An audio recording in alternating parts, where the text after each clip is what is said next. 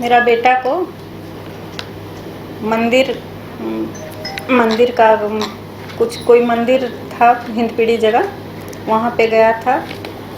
मंदिर को तोड़ा जा रहा था तो उसका विरोध में खड़ा हुआ और बोला कि इस मंदिर को कोई हाथ नहीं लगा सकता है।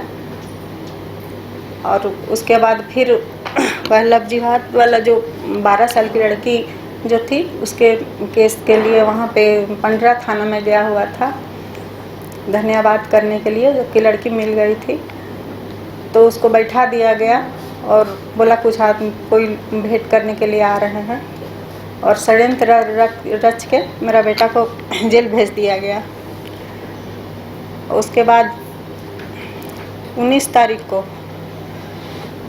जेल भेज दिया गया। और कुछ दिन के बाद जब गणेशू वाला जब बात आया कि उसका मंगेतर को पेट्रोल फेंक दिया गया, जबकि मेरा बेटा को इसमें ना गणेशू से बात हुआ है और गणेशू से हम लोग का कोई लेना ही देना नहीं है इस मामले में। और वह ज़बरदस्ती केस फिर डाल दिया गया मेरा बेटा के ऊपर। मेरा बेटा ऐसा नहीं है, वो हमेशा हिंदुत्व के लिए खड़ा रहता है, सामाजिक काम करता है। कितना ना आदिवासी लड़की लोग को लव जिहाद के केस से बचा के हजार लड़की लोग को शादी करवाया है। और आज के नौजवान जो है जो नशा कर रहे हैं सबको लाकर नशा मुक्ति केंद्र में भर्ती करवाता है, उनको नशा मुक्त करवाता है और फिर उसको कुछ रोजी रोटी में बैठाता है। हमेशा मेरा बेटा धार्मिक काम करता है, प्रोग्राम करता है, कुछ भी करता है तो उसको एसएसपी चंदन सिन्हा जो है एकदम हाथ धो के मेरा बेटा के ऊपर पड़ गए हैं। और अभी जो बोले हैं कि उस तेजाब जो फेंकने वाला जो कांड हुआ है उसमें मेरा बेटा का नाम डाल रहे हैं, एकदम ही गलत है।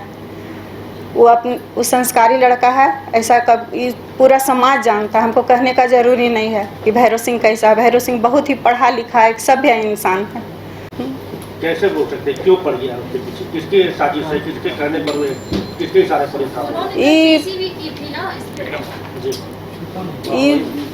ऊपर से दबाव आ रहा है, हेमंत सोरेन का दबाव है। कहा कि हम जानते हैं हेमंत सोरेन हमेशा हम लोग का हिंदुत्व का खिलाफ रहा है और उन्हीं ऊपर का दबाव से, हेमंत सोरेन के दबाव से प्रशासन ऐसा कर रहा है। वो अपना वर्ड बैंक बनाने के लिए ऐसा कर रहे हैं। मेरा बेटा जाना कि केस हुआ है, तब वो गए DIG के पास गए और बोले कि मेरा बेटा बोला कि आप ऐसी जांच करिए कि उसमें मेरा कोई हाथ नहीं है, फुटेज को निकाला जाए, देखा जाए।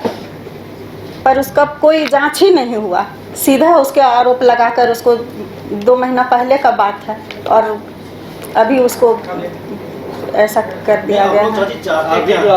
हम CBI जांच चाहते हैं, CBI जांच चाहते हैं कि फुटेज निकाल के दिया जाए, तक इस जांच को किया जाए। और मेरा बेटा को SSP से जान का भी खतरा है। हम CBI जांच चाहते हैं, हमेशा मेरा बेटा के ऊपर कोई ना कोई आरोप लगाकर, जबकि जब भी कुछ धर्म के काम में खड़ा रहता है तो उसको जेल भेज दिया जाता है। एक बार नहीं, हजारों बार ऐसा हुआ है। और मेरा बेटा के ऊपर कोई ऐसा केस नहीं है, गलत काम का कोई केस ही नहीं है। सब पूरा समाज ही बात को जानते हैं।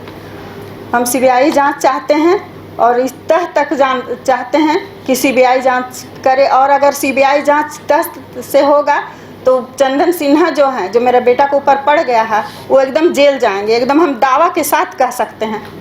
और अगर मेरा बेटा को कुछ होता है तो इसका जिम्मेवारी चंदन सिन्हा है। भैरव सिंह के विरुद्ध जो है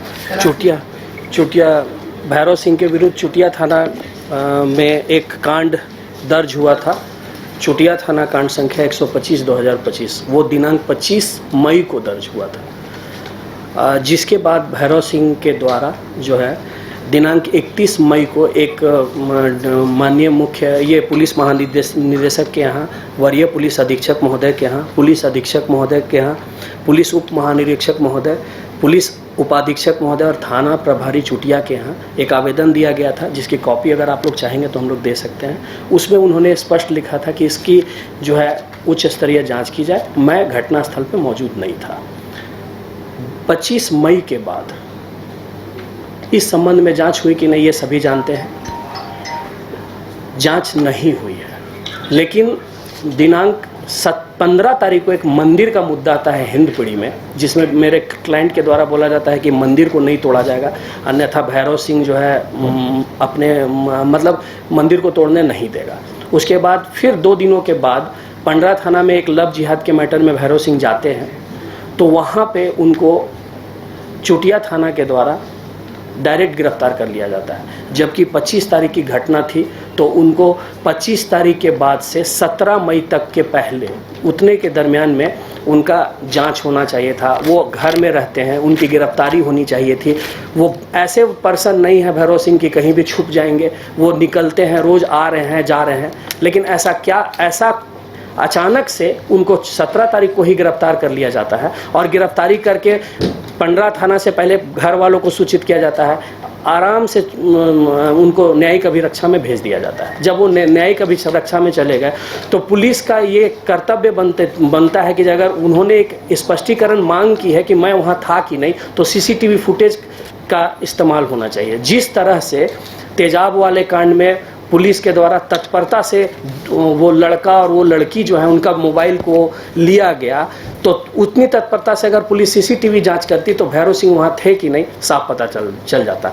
आप लोग अगर पूरे केस के बारे में ये देखेंगे तो टेंडर की प्रक्रिया के बारे में जो बोला जा रहा है, टेंडर किसके नाम पे था वो देखा जाएगा। इसमें टेंडर कोई सुधीर कुमार नामक व्यक्ति के ऊपर का था, जिसमें अमन चंद्र जो वादी हैं उनका टेंडर प्रक्रिया में कोई रोल नहीं था। अगर आप टेंडर की कॉपी देखेंगे जो हम लोगों के पास है, तो टेंडर जो है वो पत्रांक 233 दिनांक 21/5/2025 की थी। उसमें सेक्शन पारा 9 में लिखा हुआ है कि वसूली कार्य हेतु स्वच्छ छवि वाले स्वयं सेवकों और कर्मियों को नियुक्त करना होगा।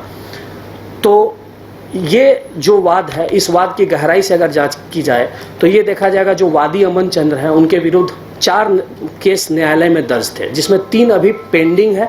एक धनबाद सिविल कोर्ट में, एक रांची सिविल कोर्ट में और एक हजारीबाग सिविल कोर्ट में। एक केस में माननीय सत्र न्यायालय द्वारा, रांची के द्वारा उन्हें 10 साल की सजा दी गई थी।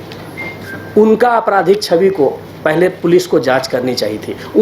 उन पुलिस को वादी से भी एक स्पष्टीकरण लेना चाहिए था कि आप उस दिन वहाँ पे क्यों मौजूद थे और वो जो घटना था उसमें कौन कौन थे। वो अपनी दिशा पुलिस के द्वारा जो है वो जांच नहीं करके अभियुक्त जो भैरव सिंह है उनके प्रति एक कोरम पूरा करके गिरफ्तार करके भेज दिया गया। आज हम लोग जो है आज़ादी के बाद बीएनएस तक पहुंच गए हैं, जहां पे कार्रवाई की जो प्रक्रिया है वो इतनी स्पीड और इतनी अच्छी होनी चाहिए, लेकिन यहाँ पे क्या कार्रवाई की गई है। जबकि तुरंत उसके जस्ट अपोजिट जब भैरव सिंह जेल में थे तो एक केस होता है, उसमें जो है इतना तेज़ी से फ़ोन वगैरह को खंगाला जाता है, लेकिन उस केस में जो है ये सीसीटीवी फुटेज को नहीं खंगाला जाता है। तो अगर इसकी कड़ाई से जांच की जाए, क्या गणेश सिंह जिसके बारे में बोला गया है कि भैरव सिंह किसमें संलिप्तता है, क्या गणेश सिंह भैरव सिंह से कभी कोई बात किया है, क्या इसकी कोई जांच की गई है? नहीं जांच की गई है। एक कन्फेशनल स्टेटमेंट है, जिसमें कन्फेशनल स्टेटमेंट में साइन है गणेश सिंह का, जैसा कि मैंने न्यायालय में वो कागज़ को देखा है, उसमें साइन है। अब वो साइन है क्या, उसका बीएनएस कहता है कि अगर आप किसी का कन्फेशनल स्टेटमेंट लेते हैं तो वीडियो फुटेज होनी चाहिए। तो जो हमने जो अभी न्यायालय में कन्फेशनल स्टेटमेंट देखा है उसमें तो यही प्रतीत होता है कि एक पेपर में उनका साइन किया गया।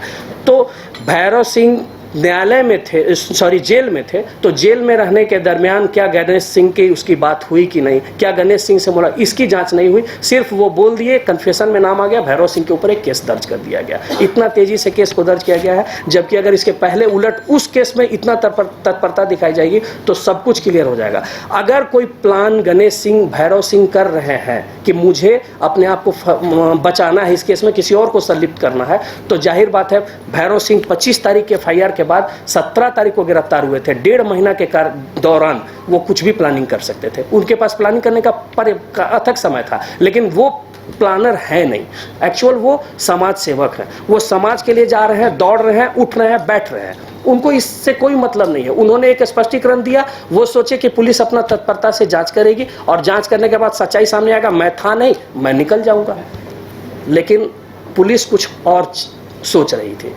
तब जब ये मंदिर मुद्दा के लिए आगे आते हैं, इनका वीडियो आता है और लव जिहाद के मामले के लिए जब जाते हैं, उस समय इनको गिरफ्तार क्यों किया गया?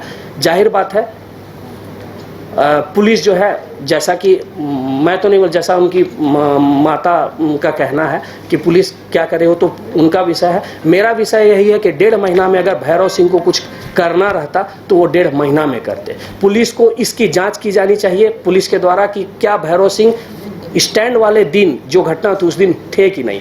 एफआईआर में कहा गया है कि मेरे साथ मारपीट किया गया, कड़ा वगैरह से मारा गया, तो क्या उसका इंजरी रिपोर्ट इस तरह का है कि उसके साथ मारपीट हुई है? जैसा मैं न्यायालय में केस डायरी में देखा हूं, इंजरी रिपोर्ट बिल्कुल सिंपल है, ऐसा कुछ भी नहीं है। एक साधारण फोरहेड में एक वुंड है हल्का, जो 2 से 3 सेंटीमीटर का है, और एक बॉडी एज करके उन्होंने दिया है और लेफ्ट हैंड में बोले हैं कि मेरे दर्द आता है। बस इतना छोटा सा मैटर है, लेकिन उस मैटर में सिर्फ इतना जांच हो जाता तो आज ना भैरव सिंह जेल में रहते, ना ही भैरव ये होता। अब कोई व्यक्ति जाकर क्या करता है अपनी प्रेमिका के साथ, उस दरमियान क्या होता है, उसके लिए भैरव सिंह को इस केस में डाल देना मेरे ख्याल से न्याय का सम्मान नहीं है। कहीं ना कहीं न्याय मर रहा है, इसकी सही जांच होनी चाहिए। मैं भी यही सोचता हूं कि अगर इसकी सीबीआई जांच होती तो जाहिर है इसका आज चेहरा कुछ और होता, और ये जो केस है इसमें जो भैरव सिंह का नाम आया वो नहीं आता, ये मैं भी पक्का बोल सकता हूँ। ये एकदम बिल्कुल, ये मैं भी जहां तहां से ये बातें आती हैं, ऐसा कुछ भी नहीं है। अमन चंद्र एक साधारण व्यक्ति है जो कि टेंडर के लिए पता नहीं क्या बात के लिए या किस चीज के लिए लड़ा, जबकि उस पूरे टेंडर प्रक्रिया में उसका कोई योगदान नहीं है। टेंडर सुधीर कुमार के नाम पे है, मेरे पास पूरा पेपर है, पूरा डॉक्यूमेंट है, और वो टेंडर की प्रक्रिया, जबकि उस टेंडर में लिखा गया है पारा 9 में, मैं पहले भी बोल चुका हूं आपको कि इसमें स्वच्छ छवि वाले को देना है वसूली करने के लिए, जबकि उनका स्वच्छ छवि नहीं है। जैसा मैंने बताऊं, मैं प्रमाण के साथ दे सकता हूं कि उनके ऊपर 3 केस चल रहे हैं। एक केस में वो ऑलरेडी सजा याफ्ता है, जिनको माननीय उच्च न्यायालय से बाद में बरी किया गया था। तो जाहिर बात है, और ये अमन चंद्रा वो है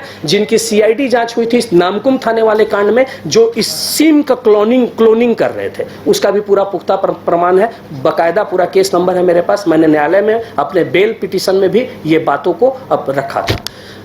तो मेरे ख्याल से पूरी तरह से न्यायिक प्रक्रिया, ये जो है जांच की प्रक्रिया है, वो सही तरीके से नहीं हो रहा। अगर ये सही तरीके से जांच होती है तो ये केस ही भैरव सिंह के खिलाफ झूठा साबित हो जाएगा, क्योंकि भैरव वहां पे नहीं थे। अगर सिर्फ उस दिन का सीसीटीवी फुटेज जांच कर लिया जाए तो तुरंत पता चल जाएगा कि भैरव सिंह इस केस में नहीं थे।